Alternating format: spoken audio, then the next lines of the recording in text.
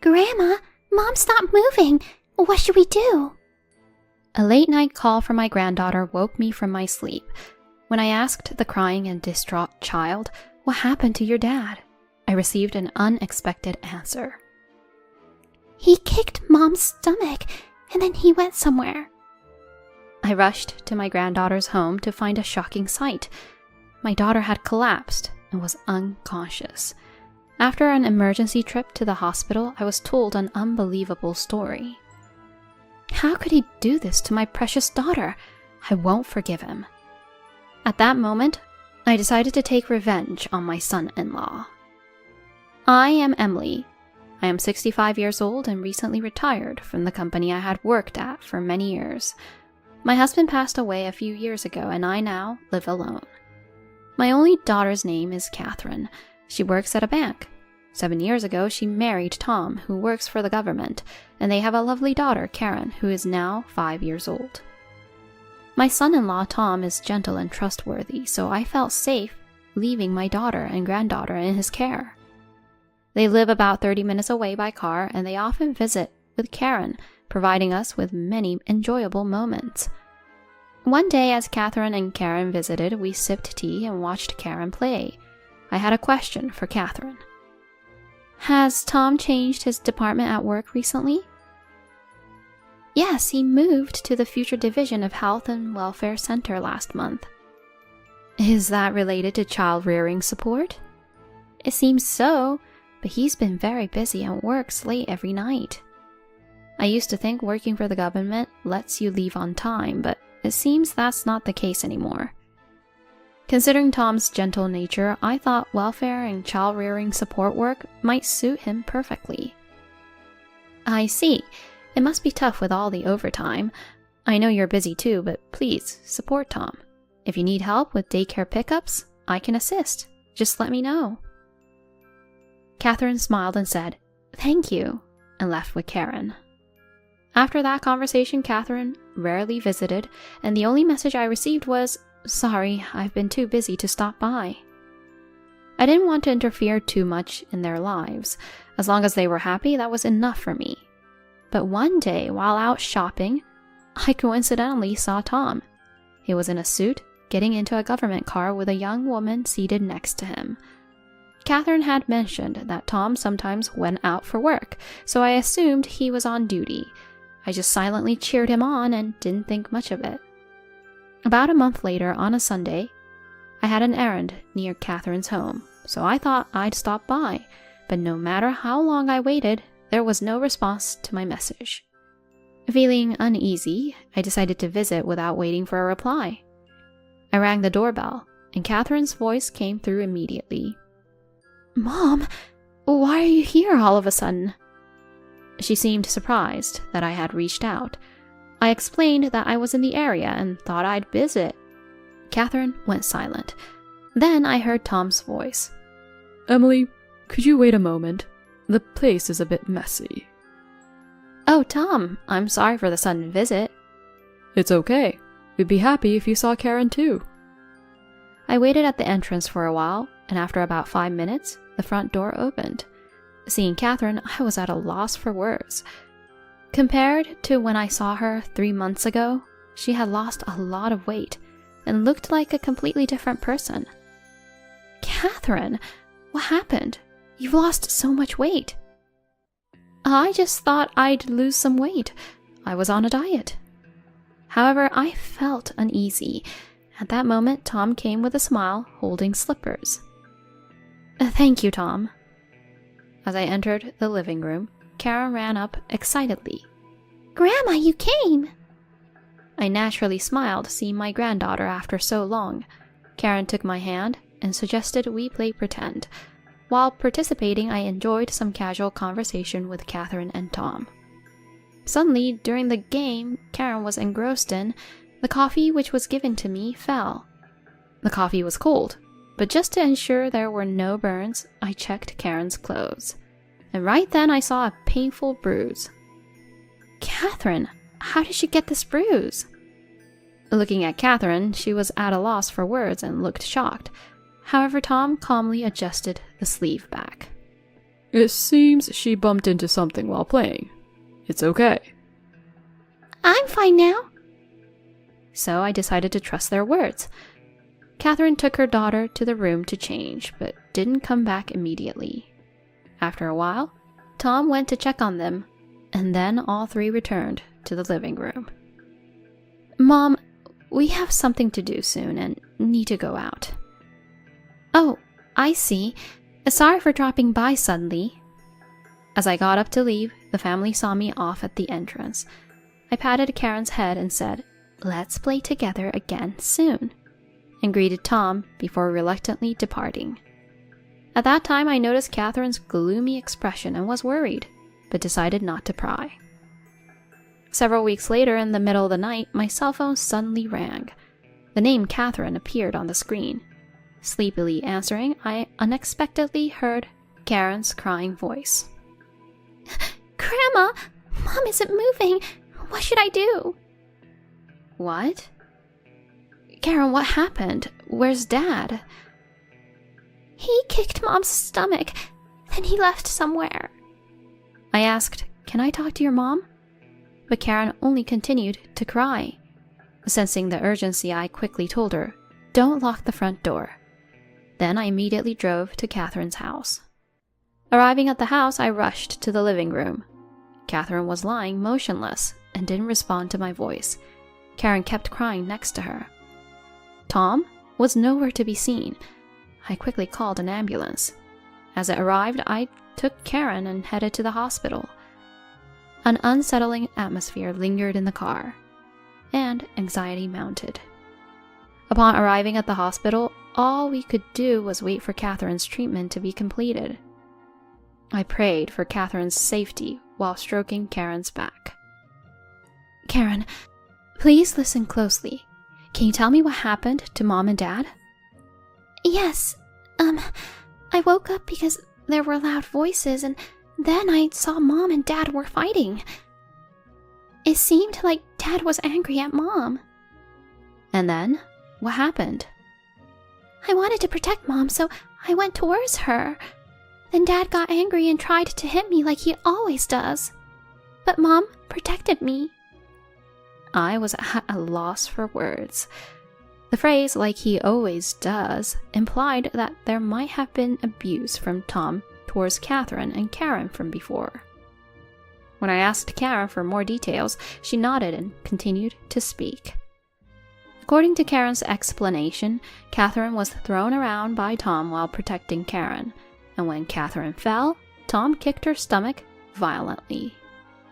Tom quickly left the house, and because Catherine didn't move at all, Karen, who got scared, called me for help. Dad told me, if you tell anyone that Dad hit you, you'll never see Mom again.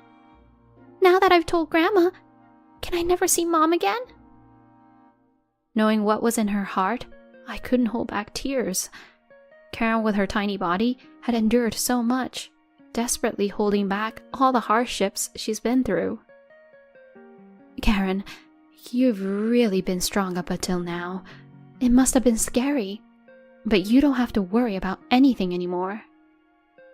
I never expected to see this unthinkable side from the usually gentle Tom.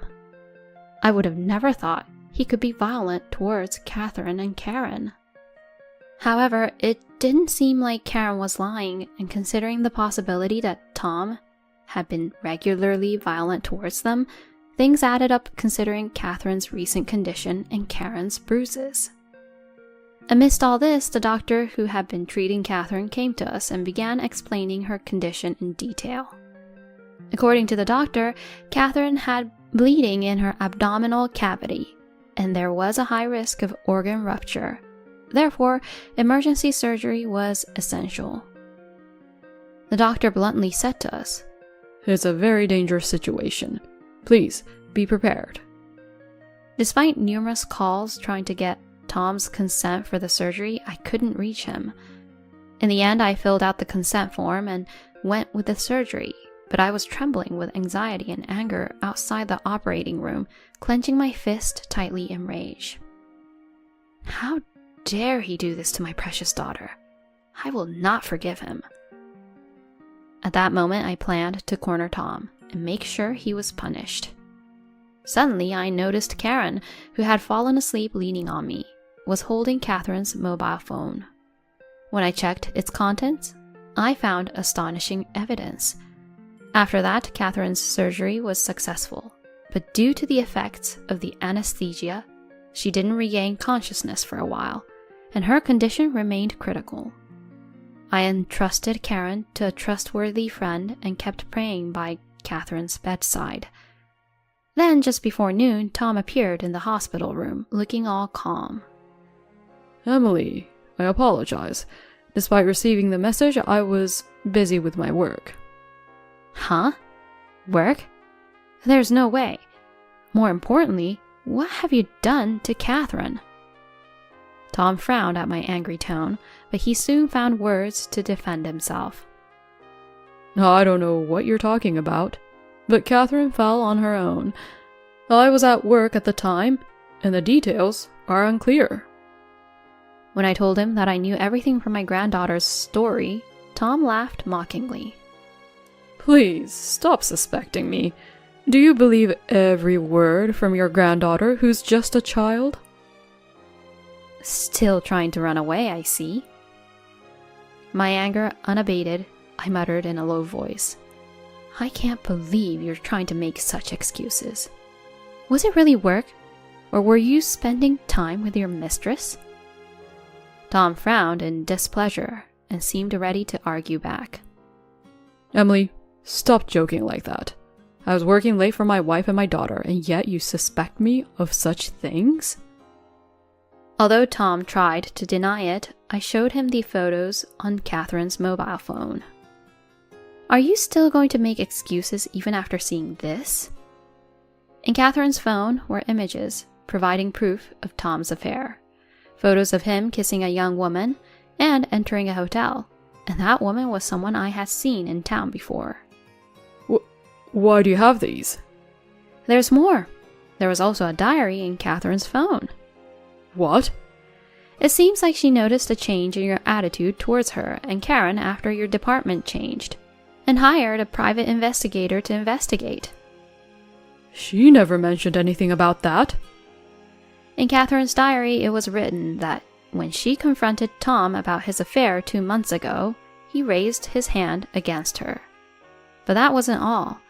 Catherine's diary detailed how Tom's violence escalated day by day, eventually leading to an incident where Karen got injured.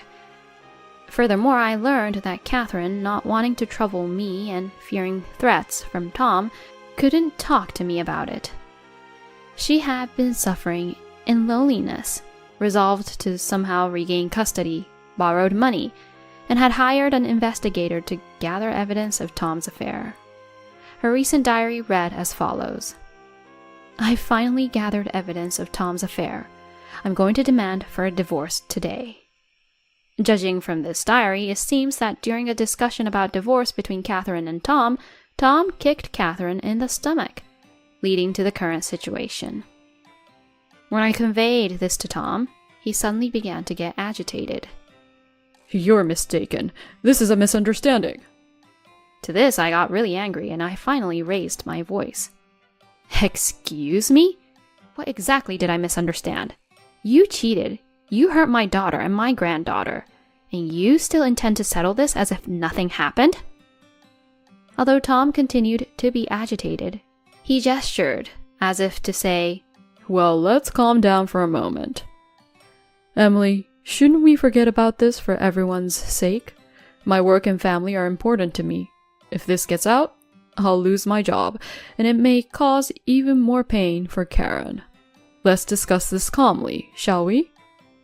What are you talking about? It's already too late. What did you say? I've informed your workplace about your affair, as well as the injuries you caused to Catherine and Karen, providing evidence as well.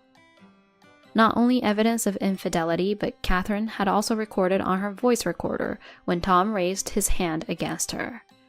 And I compiled that audio file into an email and sent it to his workplace. Do you not understand that doing such a thing will get me fired immediately? It will only make everyone miserable.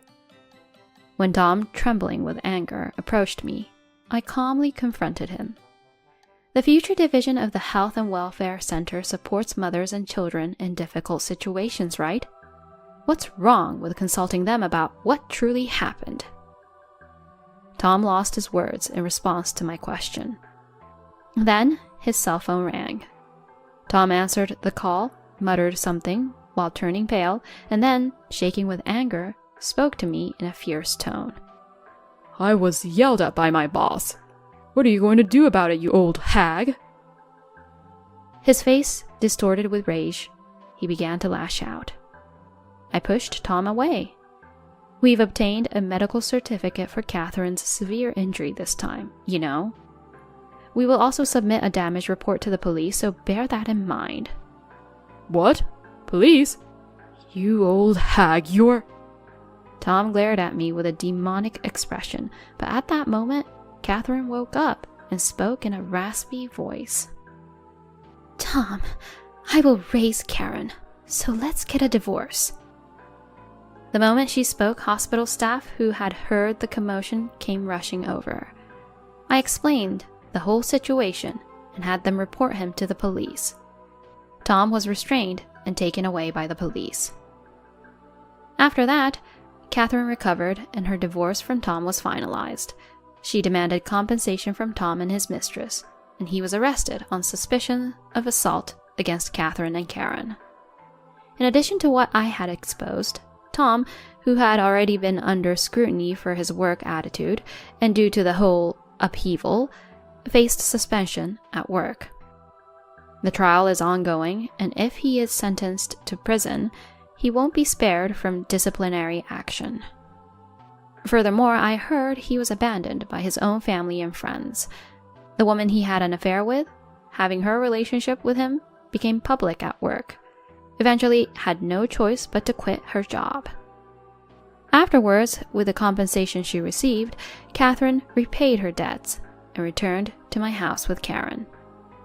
Catherine began to show smiles little by little, and I am spending joyful days with Karen. From now on, looking forward to Karen's growth, I want to live a peaceful life.